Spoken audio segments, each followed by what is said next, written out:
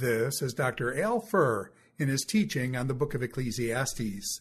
This is session number 3, stock phrases: under the sun or heaven, gain/good, and wisdom.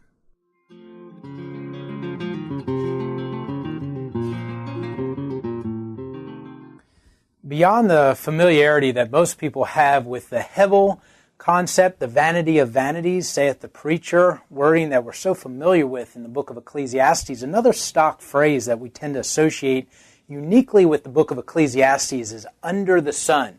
In the Hebrew, this would be tahat hashemes.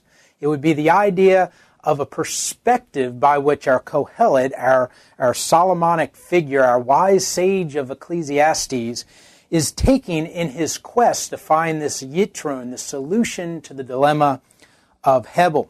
Now, it's very common in popular teaching and preaching to associate with the under-the-sun phraseology the idea that Solomon or Kohelet's perspective was in some way backslidden or ungodly or humanistic, maybe even hedonistic. There are a lot of folks out there who will associate the under-the-sun perspective as being man's perspective as opposed to the under the heavens perspective or under heaven perspective being that perspective from God. I would suggest to you that the under the sun perspective by which Kohelet undertakes his journey, his quest to find Yitron, is simply nothing more than a matter of perspective that comes from living life on this planet. In a Hevel world, not necessarily looking at life from heaven downward vertically, but rather looking at life from a horizontal perspective. Not a backslidden perspective, certainly not an unwise perspective. As a matter of fact, one of the things that we'll see here in this lecture is that Kohelet undertakes his journey through the lens of wisdom. He observes and experiences life, and he filters that through wisdom. It's not a humanistic kind of wisdom. It is a God-centered wisdom, but it is not divinely inspired in the sense that it's not revelatory. Now again, that's not to suggest that the book of Ecclesiastes isn't inspired, but the perspective by which Kohelet undertakes his journey is simply horizontal. He's looking at life from a limited perspective, from the perspective of man. He's observing life with everything that he had at his capacity by which he might be able to apply wisdom and understand it. Now, looking at the phrase under the sun, we see it repeated 29 times in the book of Ecclesiastes, again in various contexts and with association to other motifs. One of the things, as I suggested, however, is that there is a companion, or at least an alternative phrase that you'll see periodically popping up in the book of Ecclesiastes, and that is tahat hashemayim. And that is the under the heavens perspective, which I would suggest to you is nothing more than a literary alternative. There's no theological division between the under the heavens and the under the sun perspective. As a matter of fact, we can quickly survey some of these under the heavens perspectives or phrases that we find in Ecclesiastes. It would be a bit much to look at each one of the under the sun phrases in the book of Ecclesiastes, at least as we explore the motif. In any case, if you'll open your Bibles, if you have them, as you view this video, and take a look with me at chapter 1 and verse 13, we'll see one of our first examples of what is done under heaven, or the under the heaven phrase. As a matter of fact, we can see this in part of the autobiographical introduction. I, the Kohelet, was king over Israel in Jerusalem. I devoted myself to study and to explore by wisdom all that is done under heaven. Now again, it's not a matter of Kohelet at this point observing things top down vertically from the heavens and having a kind of revelatory viewpoint that maybe the prophets would have brought with them. He's simply observing life as a wise sage. We would suggest that in the book of Ecclesiastes we're dealing with inspired literature, but the Kohelet here is simply applying wisdom through the lenses that he had available to observe life in this fallen world. We can also see the same kind of phraseology in chapter 3 and verse 1 in introducing the poem on time. The introduction states, "There is a time for everything and a season for every activity under heaven." Now some might suggest, well, then what follows is an application of God's activity because it's under heaven. But I would suggest to you that if our understanding of the time or the poem on time is that it's dealing with the appropriateness of timing applied by a wise man in this world, then really this under the heaven phraseology is nothing different than a variant to the under the sun perspective that we see so commonly in the book of Ecclesiastes. But to really clinch this point that there's no distinctive or theological difference between life lived under the sun versus under heaven, take a look at chapter 2 and verse 3.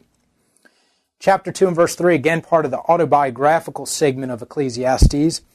I tried, that is, Kohelet tried, cheering myself with wine and embracing folly, my mind still guiding me with wisdom. A little paradoxical there for sure, but we'll get to that later.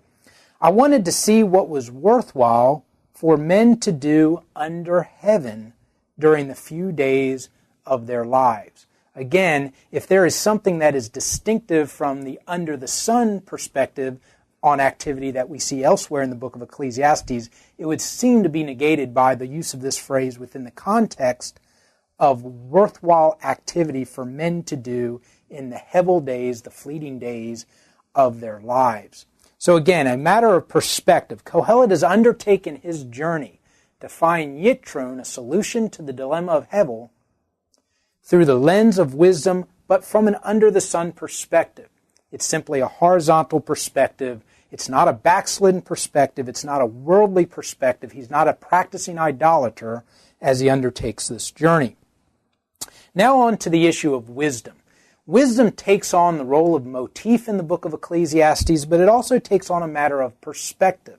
And as I mentioned in our introduction, wisdom is also the genre by which we would apply the studies to the book of Ecclesiastes. In other words, it's wisdom literature. And so we're going to use the rules of engagement that are appropriate to studying wisdom literature as we study the book of Ecclesiastes.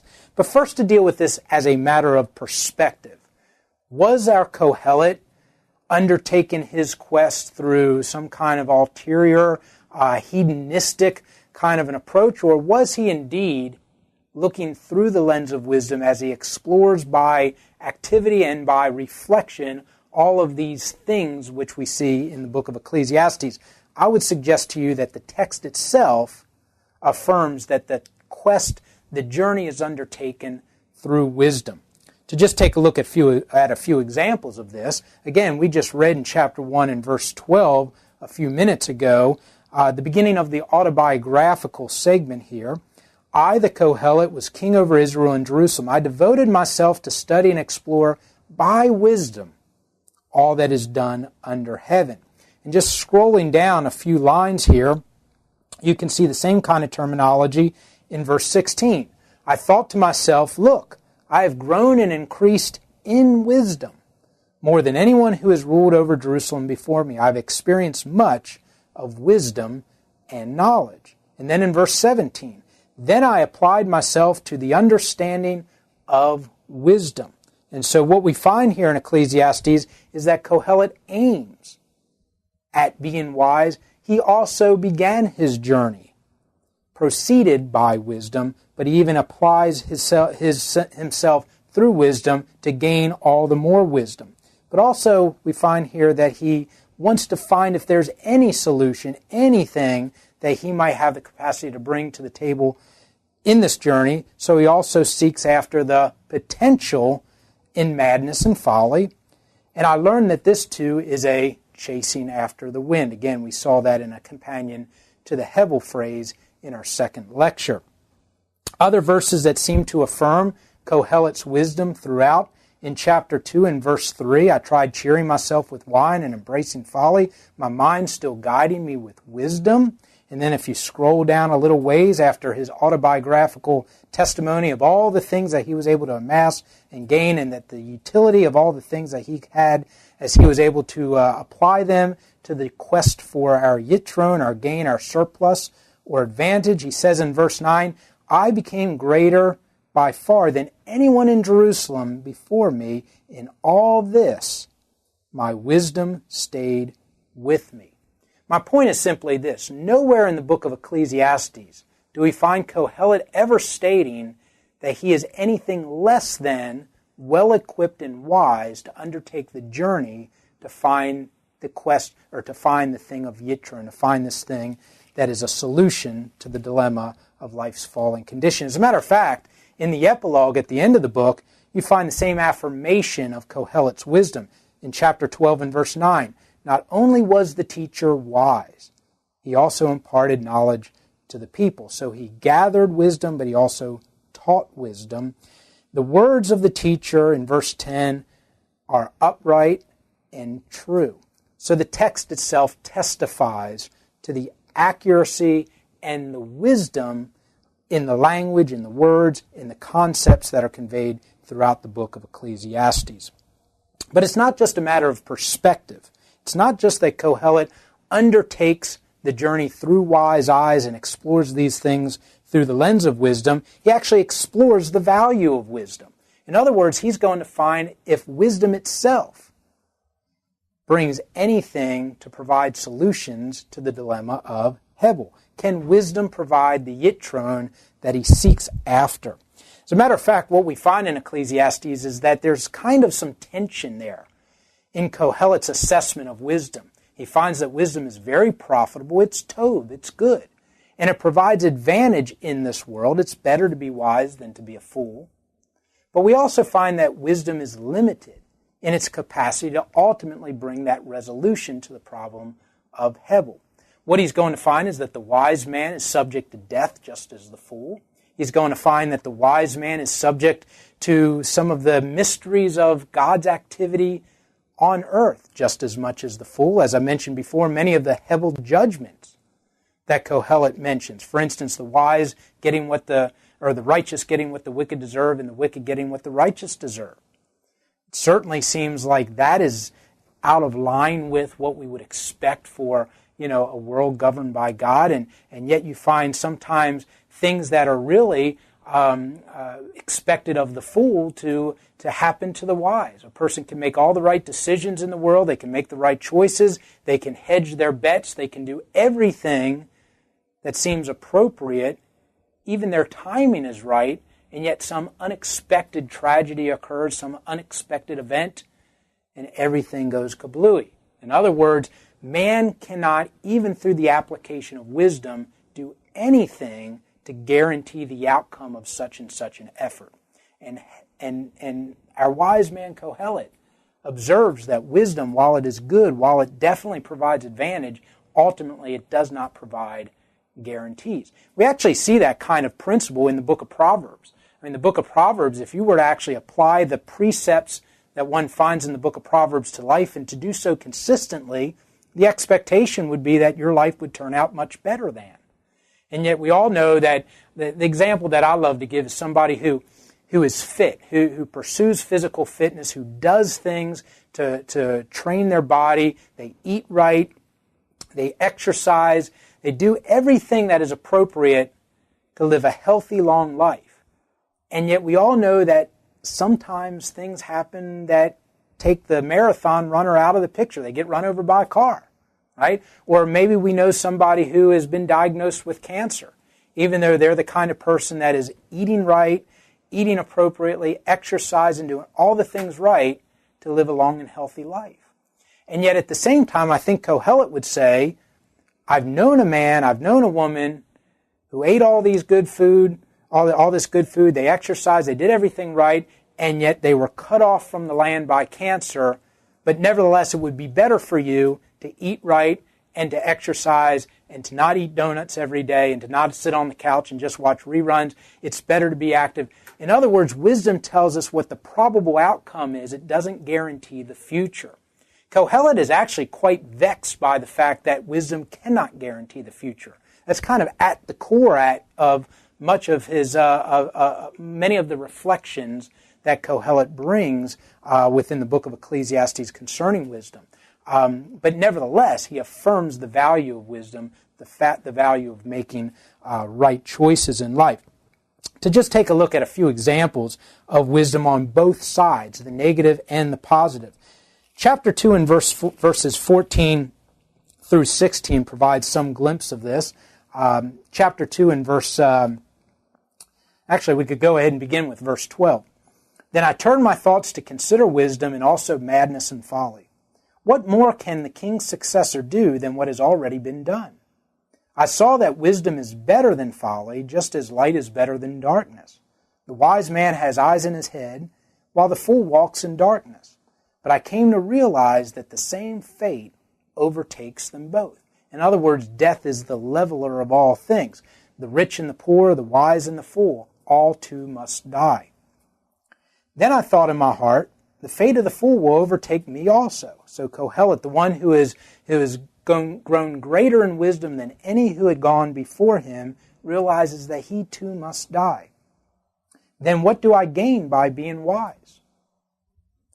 I said in my heart, this too is Hebel, perhaps pointing to the vanity of the pursuit. In other words, wisdom itself is ultimately unable to provide any lasting solutions. For the wise man, like the fool, will not long be remembered. In days to come, both will be forgotten. Like the fool, the wise man too must die. And yet in other places within the book of Ecclesiastes, we find that wisdom is affirmed. The value of wisdom is affirmed. For instance, take a look at chapter 4 and verses 13 through 16. Better a poor but wise youth than an old but foolish king who no longer knows how to take a warning. The youth may have come from prison to the kingship, or he may have been born in poverty within his kingdom. I saw that all who lived and walked under the sun followed the youth, the king's successor. There was no end to all the people who were before him, but those who came later were not pleased with the successor. This too is Hebel, a chasing after the wind. So the wise youth was able to gain advancement in the world that Kohelet reflects upon, but ultimately that youth's wisdom did not provide any kind of lasting solution. There was profit, but not that kind of overwhelming solution, that Yitron idea that Kohelet is searching for.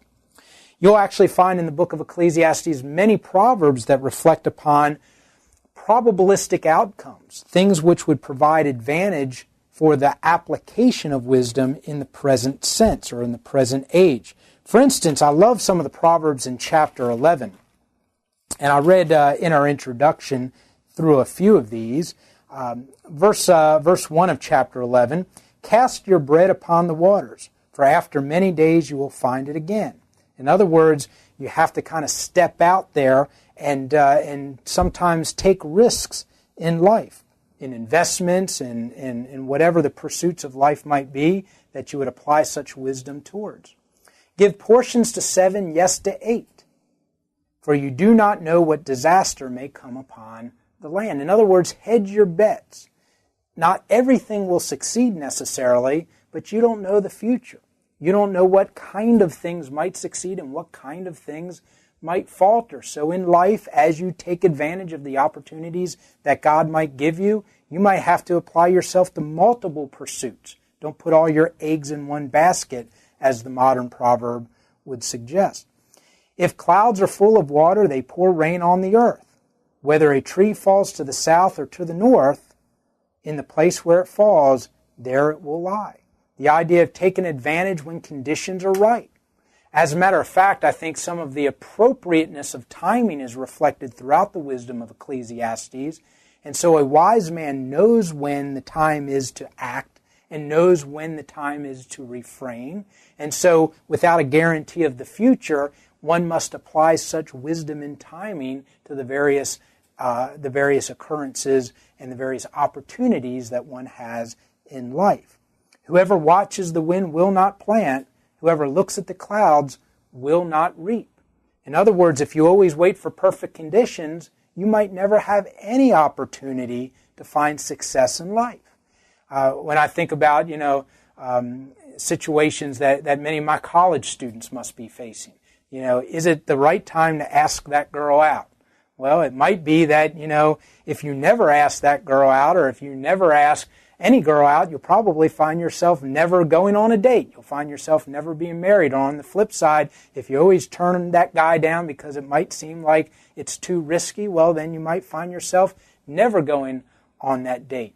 Or if you're talking about maybe stepping out in a business venture, if you're always waiting for the perfect timing to occur or the perfect conditions to occur, then you might find that the time never comes when those perfect conditions line up. And you might find yourself never moving forward and never succeeding or finding success in life in those various ventures. And so the wisdom of Ecclesiastes suggests that risk-taking is important. This is the application of probabilistic wisdom.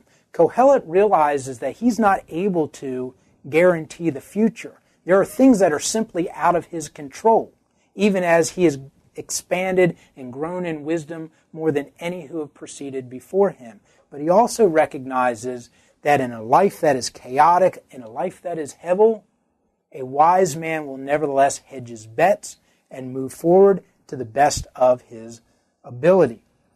Chapter 11 and verse 5 continues on with this. As you do not know the path of the wind or how the body is formed in the mother's womb, so you cannot understand the work of God, the maker of all things. In other words, a wise man is never going to have one up on God. He's never going to be able to figure out why God does things in his own timing.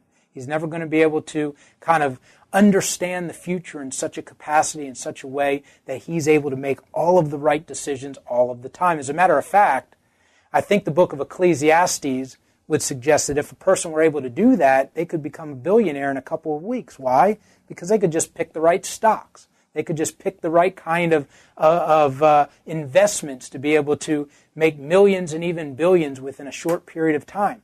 But the bottom line is even the wisest stock picker, even the wisest business capitalist, even the wisest person who takes the greatest risks in life, they still don't know the future. So they're simply hedging bets, trying to move forward to the best of their ability, but they'll never have one up on God. And so some of these proverbs in chapter 11 on risk-taking conclude with verse 6. Sow your seed in the morning, and at evening let not your hands be idle. For you do not know what will succeed, whether this or that, or whether both will do equally well. Again, a wise man must recognize that we're looking for probabilistic outcomes. I like to call this providential probabilities. In other words, Kohelet recognizes that all things are ultimately within the hand of God, including the application of wisdom. In other words, you make all the right choices, but ultimately it's God who is going to bring about the outcome. And so we venture forward through a recognition that all things ultimately are in the hand of God, and yet we do move forward, right? The application of providential probabilities, all under the providence of God. All right, so in other words, what we find here is that wisdom takes on a kind of motif in the book of Ecclesiastes where Kohelet explores the issues of life not only through the lens of wisdom, but he also explores whether or not there is anything that wisdom is able to bring to the table first to gain yitron, the solution to the dilemma of life's fallen condition, but secondarily to find whether or not wisdom provides tov, any temporary advantage or anything which is good for a man living or navigating life in this fallen world. And then lastly, we find that Ecclesiastes is studied as wisdom literature. As I mentioned in the introduction, we're going to find proverbs within the book of Ecclesiastes, reflection speeches. We're going to find the kind of example stories where the wise sage is going to wrestle with a kind of storyline and extrapolate a lesson, a wisdom-based principle or precept from that storyline. And so with all of that in mind, we as a reader need to understand that the way in which we approach the book of Ecclesiastes needs to take into account what it is as a part of the wisdom corpus of the Old Testament. In other words, in Ecclesiastes, we're not going to read it as we would a narrative text. We're not going to read it as a prophetic text. We're not going to see thus saith the Lord in the book of Ecclesiastes. And so we're not going to have a problem with that horizontal under the sun perspective. We're not going to expect to find a kind of prophetic oracle where God necessarily proclaims the future for anything like that. It's just simply not the way the book of Ecclesiastes is designed. It's not a part of what God is doing through this book in His Scripture. We also find that in Ecclesiastes, some of the hermeneutical guidelines that we follow, for instance, looking for the practical side of lessons, is very, very important, very valuable. In other words, just like in the book of Proverbs, which is kind of the quintessential wisdom literature of the Old Testament, we too expect in the book of Ecclesiastes to find principles that might be applied to the practical side of life. And so even in going through chapter 11 and verses 1 through 6, we saw some examples of that. Let me take you to a few more examples in chapter 7 and in chapter 10. Perhaps we can begin with chapter 10 and verses 8 through 10. I'm reading out of the NIV. Ecclesiastes chapter 10 and verse 8 reads, "Whoever digs a pit may fall into it. Whoever breaks through a wall may be bitten by a snake. Whoever quarries stones may be injured by them. Whoever splits logs may be endangered by them." And so the reader reads this and thinks to themselves, what in the world is that talking about? I mean, is Kohelet really that concerned about pits and snakes and stones and logs? Or is there really some kind of a wisdom-based lesson behind this? I would suggest that the rather interpretive translation of the New Living Translation is actually quite on point here. Now, I'm holding before me a 1996 edition of the NLT, and it has been changed and revised since then. But in the 96 version, I do think it's somewhat informative to see how they translate verses 8 and 9. "When you dig a well, you may fall in. When you demolish an old wall, you could be bitten by a snake. When you work in a quarry, stones may fall and crush you. When you chop wood, there is danger with every stroke of your axe." And then this line, "Such are the risks of life." That's not actually in the Hebrew text. That's actually very interpretive. It's just kind of, but I think it's actually on target here. I think the point is that you've got to take risks in life to see anything accomplished. As a matter of fact, following up with that are precepts on how to perhaps not only take risks in life, but actually to find success in taking those risks. Verse 10 reads, "Since a dull axe requires great strength, sharpen the blade." In other words, it's not just a matter of taking risks. It's not just a matter of swinging the axe. It's not just a matter of working hard and taking risks, but also working smart and taking risks. In that, you will find success. As a matter of fact, the text here, again, it's an interpretive translation, reads, "That's the value of wisdom. It helps you succeed." So in any case, we find that in the book of Ecclesiastes, these kind of practical wisdom precepts are just scattered throughout the entire book. Another one of my favorites that might actually be interpreted by some to be a kind of reflection on a hedonistic philosophy or worldview, but I would disagree with that, is Ecclesiastes chapter 10 and verse 19, which reads, "A feast is made for laughter, and wine makes life merry, but money is the answer for everything."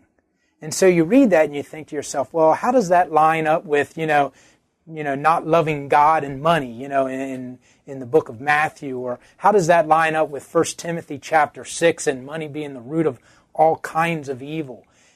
I mean, it seems quite out of sync with what we know about what Scripture says about money elsewhere.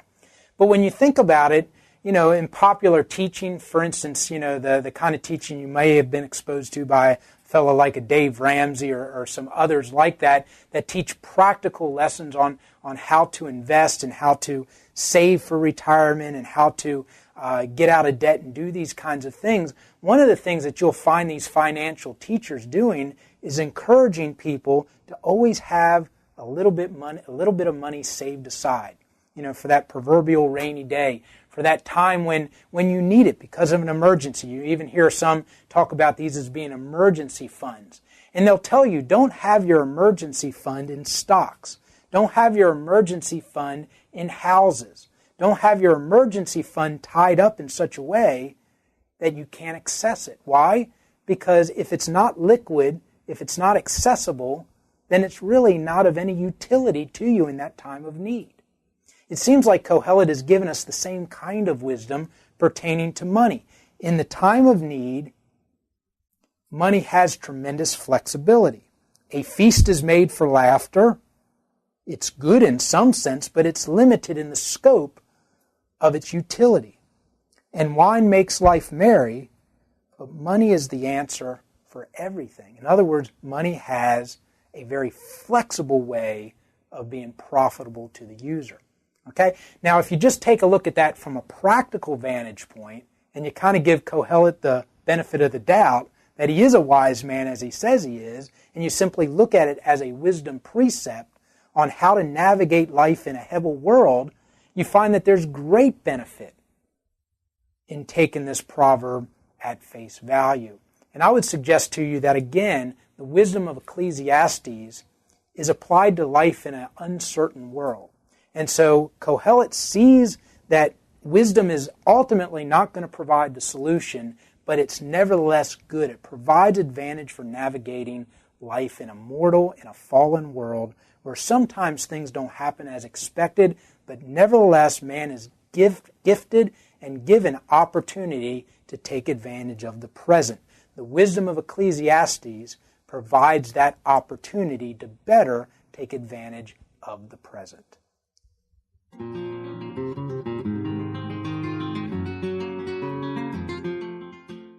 This is Dr. Al Fuhr in his teaching on the book of Ecclesiastes. This is session number 3, stock phrases, under the sun or heaven, gain/good, and wisdom.